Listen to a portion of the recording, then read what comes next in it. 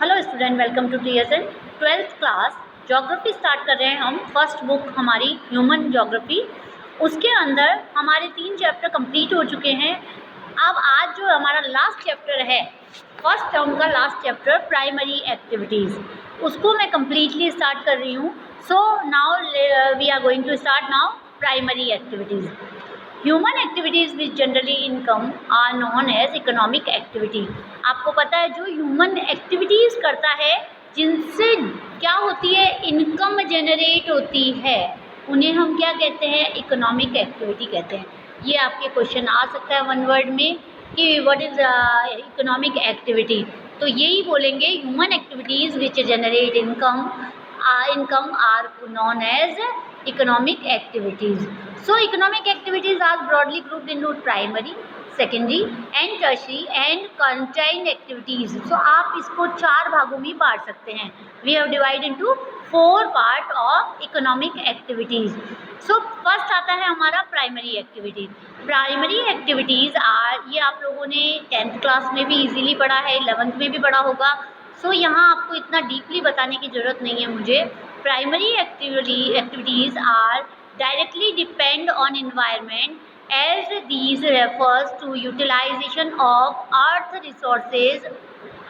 resources such as land, water, vegetation, building materials and minerals. Student, वो primary activities वो activities कहलाती है जो जनरली लैंड से रिलेटेड होती है. इसके अंदर हमारे को जो नेचुरल रिसोर्सेज मिलते हैं हम उनका यूटिलाइज करते हैं. इसके अंदर vegetation, building material, minerals, land, water, soil, ये सारी चीज़ें आती है. 10 so it include hunting and gathering. ये अंडरलाइन कर लीजिएगा. Hunting, gathering, pastoral activity, fishing, forestry, agriculture, land mining, ये सारी एक्टिविटीज़ इसके अंदर आती है. सो प्राइमरी एक्टिविटीज़ के अंदर अगर हम इसको डिवाइड करें तो कौन कौन सी एक्टिविटीज़ आती है, ये आपको MCQs में पूछा जा सकता है. सो नेक्स्ट, अब फर्स्ट आता है प्राइमरी एक्टिविटीज़ में hunting and gathering. The earliest human being depend on their immediate environment for their sustains. आपको पता है जो पुराने ज़माने में, पहले के टाइम में जो अर्ली ह्यूमन थे वो डिपेंड होते थे पूरी तरह से एनवायरनमेंट में. They subsisted on animal which they hunted. वे एनिमल्स पे ही डिपेंड थे जो वो हंट करते थे. The edible plants which they gathered from forest in vicinity. अब आपको पता है वो वही फूड खाते थे जो उनको प्लांट से मिलता था. So primary societies depend on wild animal. People located in very cold and extremely hot climate survive on hunting. जो प्रिमिटिव सोसाइटीज़ थी वो वाइल्ड पे, जो जंगलों में ही, जंगल के एनिमल्स पे भी डिपेंड करती थी. वो चाहे एक्सट्रीम कोल्ड और एक्सट्रीम हॉट क्लाइमेट में सर्वाइव करते थे हंटिंग के वक्त भी. The people in the coastal areas still catch fish. So fishing has experienced moderation due to technological process. जो कोस्टल एरियाज में था वहाँ का मेन एक्टिविटीज़ क्या है, फिशिंग है. सो वो फिशिंग के लिए क्या करते थे, आजकल नई नई टेक्नोलॉजीज अपनाने लग गए हैं. Many species now have become extinct और endangered due to illegal hunting. आपको पता है एंडेंजर्ड क्या होते हैं, जो लुप्त हो गए हैं, जो जानवर आज मिलते भी नहीं हैं. कई स्पेसीज ऐसे होते हैं जो आज के ज़माने में हमें देखने को भी नहीं मिल रहे हैं. उनको क्या हुआ, वो हंटिंग के द्वारा ख़त्म हो चुके हैं. The early hunters use primitive tools made of stone, flints, arrow. So the number of animals killed was limited. So उस समय क्या था, उस समय लिमिटेड एनिमल्स को मारा जाता था. उनके पास स्टोन्स और एरोज होते थे. Why has hunting be invented in India. परंतु आज क्या है, नए नए इंस्ट्रूमेंट्स आ गए हैं, नए नए टूल्स हैं उनके पास. किसके लिए, हंटिंग के लिए. अब क्या है, हंटिंग बैन कर दिया गया है इंडिया के अंदर. Gathering and hunting are the oldest economic activities. Underline कर लीजिए इसको कि सबसे पुरानी एक्टिविटीज़ में माना जाता है. These are carries out in different levels with different orientation. So ये डिफरेंट लेवल तक अलग अलग है. Gathering is a practiced in region which harsh climate condition. Gathering कहाँ पर होती थी? जहाँ पर हार्श कंडीशन होती थी। It often involves primitive societies who extract both plant and animals to satisfy their need for food. Primitive societies जो थी वो क्या करती थी? अपनी नीड को ख़त्म करने के लिए, अपनी फूड और नीड को ख़त्म करने के लिए एनिमल्स और इस पे गैदरिंग पे ही डिपेंड थे। Shelter and clothing, this type of activity require a small amount of capital investment. ऐसी एक्टिविटीज़ के लिए, हंटिंग और गैदरिंग के लिए कैपिटल इन्वेस्टमेंट नहीं चाहिए। And operate at a very low level of technology, इसके लिए ज़्यादा कोई टेक्नोलॉजी की भी ज़रूरत नहीं पड़ती है। So the yield per person is very low and little or no surplus is produced. Gathering practice in high latitude zone, जो गैदरिंग थी वो हाई लैटिट्यूड मतलब कि पहाड़ों पर से लिया जाता था, लेते थे। Which include northern Canada, northern Eurasia and southern Chile. और लो लैटिट्यूड कौन से होते थे? Amazon basin, tropical Africa, northern fringes of Australia and the interior part of southern Asia. आप इस मैप के अंदर इसको देखेंगे, यहाँ आप देखेंगे लो गैदरिंग और हाई गैदरिंग क्या होती है। तो लो गैदरिंग में जो देखो नीचे की तरफ लो गैदरिंग में आ रहा है अफ्रीका, अमेजॉन बेसिन आ रहा है, ये सारे ऑस्ट्रेलिया के, और ये सारे पार्ट आ रहे हैं लो गैदरिंग में।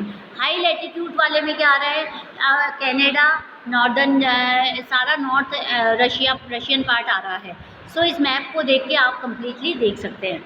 इन modern time some gathering in market oriented and has become commercial.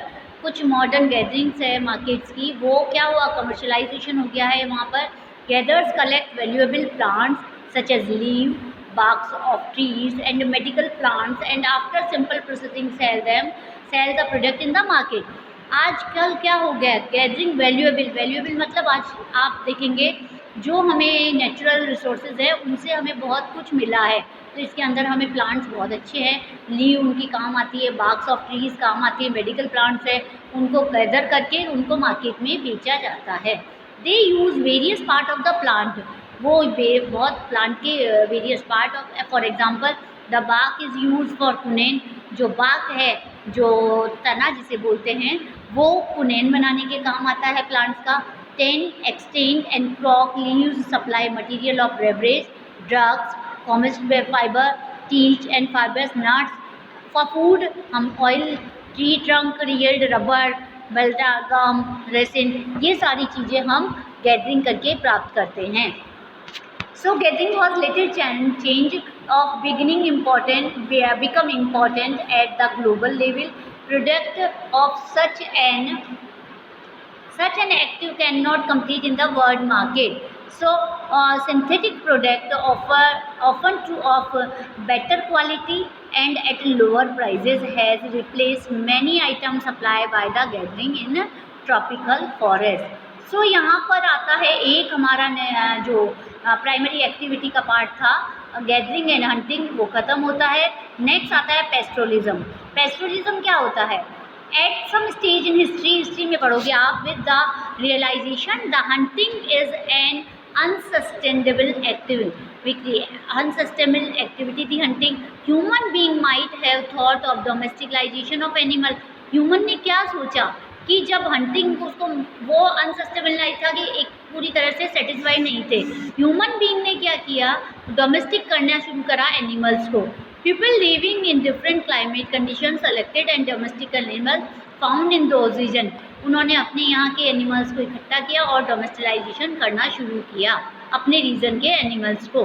Depending on the geographical factor and technological development, animal rearing today is practised either at the substance और at the commercial level. आज ये substance भी level पर भी और commercial level पर भी क्या किया जा रहा है? पेस्टोराइज किया जा रहा है, जानवरों को पाला जा रहा है। एक आता है नोमैडिक हार्डिंग। नोमैडिक हार्डिंग क्या होती है? नोमैडिक हार्डिंग और पेस्टोरियल नोमैडाइजेशन is a primitive subsistence activity in which the herders rely on animal for food, clothing, shelter, tool and transport. They move from one place to another along with their livestock. Nomadic gardening वो होती है जहाँ पर इंसान को, एक human being को अपने लिए क्लोथिंग, शेल्टर, टूल, ट्रांसपोर्ट सारी फैसिलिटी मिलती है। वहाँ वो अपने जानवर के लिए भी फूड मिलता है, वो वहाँ अपने सारे जानवरों को लेके चला जाता है। Depending on the amount of quality of pasture, जहाँ चराने का भी सामान हो जानवरों को एंड वाटर भी पूरा हो। Each nomadic community occupies a well identified territory as a matter of tradition. यहाँ पर स्टूडेंट मैं आपको बता देती हूँ कि काफ़ी नोमैडिक गार्डनिंग का आपने वर्ड के भी अंदर भी काफ़ी सुना होगा। A wide variety of animals is kept in different region. आपको पता है हर एनिमल डिफरेंट रीजन में अलग अलग एनिमल मिलते हैं। ट्रॉपिकल अफ्रीका में cattle are the almost important life. Tropical Africa में कैटल ही है सारी लाइव स्टॉक के मेन इम्पॉर्टेंट पार्ट है। While in Sahara and Africa desert sheep, goat, camel reared, इनको पाला जाता है। In the mountain areas Tibet and and में याक पाला जाता है। आर्कटिक, सब आर्कटिक एरियाज में रेडियस पाले जाते हैं। तो अलग अलग जगह पर अलग अलग एनिमल्स को रेयर किया जाता है। Pastoral nomadism is associated with 3 important region. Main चीज़ है 3 रीजन में होता है ये। The core region extend from Atlantic shore to North Africa तक। पहला रीजन है वो कोर रीजन कहलाता है, जो कि अटलांटिक शोर से लेके नॉर्थ अफ्रीका तक फैला हुआ है। Eastward across the Arabian peninsula into Mongolia and centre China तक। सेकंड रीजन है वो है टुंड्रा रीजन से यूरेशिया तक फैला हुआ है। In southern hemisphere there are small areas in south west Africa and on the island of Madagascar. आप पेज नंबर जो मैप है उसको 5.4 पे देखेंगे, इजीली आपको समझ आ जाएगा। फर्स्ट रीज़न हमारा यहाँ से यहाँ फर्स्ट रीज़न जो बताया गया है वो है ये। सेकंड रीज़न ये, सेकंड, फर्स्ट और थर्ड रीज़न यहाँ पर आता है। यहाँ स्टूडेंट इनको आप इजीली देख के समझ जाएंगे। जब तक मैप नहीं देखेंगे आपको कुछ समझ नहीं आएगा। इसके बाद आता है movement in search pasture is undertaken either over vast horizontal distance और vertical from an evolution to another in the mountain reason.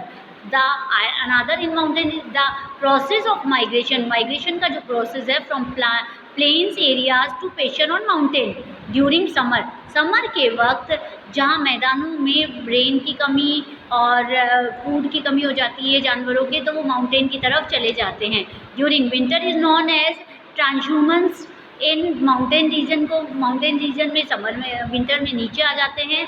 Non as such as Himalaya, Gujars, Bakarwals, Gaddis and Bhotias migrate from plains to mountain in summer. Student इनके ऊपर एक question जरूर आएगा MCQs का कि ये कौन कौन से जो नोमैडिक ट्राइब्स थे वो कहाँ कहाँ जाती है माउंटेन से, कब कब आती हैं प्लेन्स में। ये from the higher altitude pressure in winter, similarly in the tundra region the nomadic herders move from the south to the north in summer, from north to south in winter. Underline कर दीजिए ये वाला process पूरा, कहाँ से कहाँ तक, ये कब कब और कहाँ से कहाँ तक, ठीक है। The number of pasture nomadic has been decreasing and the areas operate by them shrinking. This is due to imposition of politics boundaries, new settlement plan by different countries. Student यहाँ तक हमारा आता है पेस्चर कंप्लीट हुआ है। Next अभी तक मैंने जो पढ़ाया है नोमैडिक गार्डनिंग पढ़ाया, अब next video commercial livestock rearing का होगा। So thank you, till then keep watching.